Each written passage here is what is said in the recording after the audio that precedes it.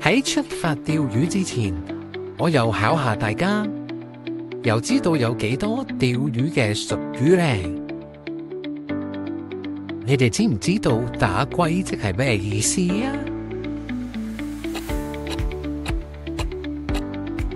我梗係知啦，即係乜都釣唔到咯。我老公有時同個二奶出去釣魚，都係會釣咗個寂寞返嚟㗎。你又知唔知道掛底係咩意思呢？即係魚鈎，唔知勾咗啲乜嘢，扯唔返上嚟咯。你又知唔知道咩叫爆霜呢？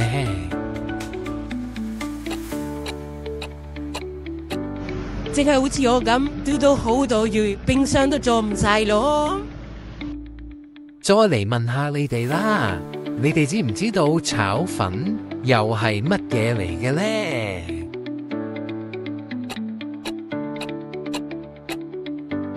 咪就係魚絲打晒結咯，今次有排解啦。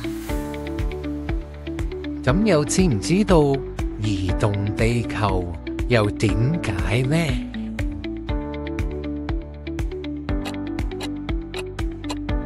你知道啦，你就係中咗大魚咯。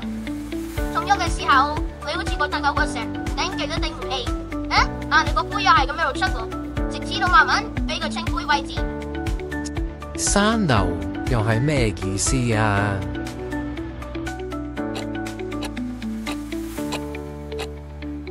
即係水流好似飛機流水咁，起伏太大，都會影響你哋落源同埋落市嘅深度㗎。咁打石湖又知唔知點解啊？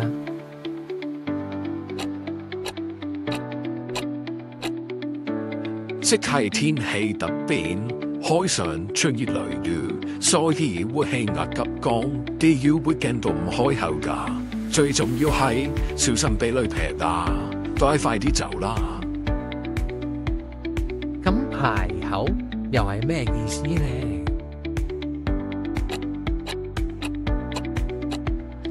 即係海底地形複雜，有石有洞，水流經過嘅時候會形成漩渦或者暗流。通常魚類都好中意喺呢啲地方嗰度躲藏同埋覓食。排口附近通常都係釣到怪物，即係大魚嘅好地方。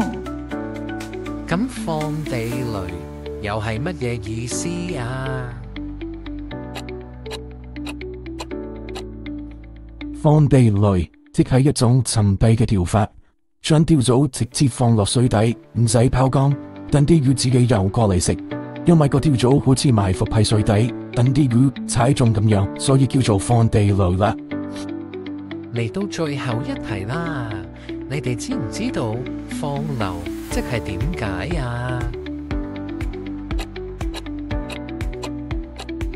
即係魚缸唔落源，只係勾一條山嚟，直接放落海底，放開魚絲，等條魚自己游出去，都係其中一種釣法嚟㗎。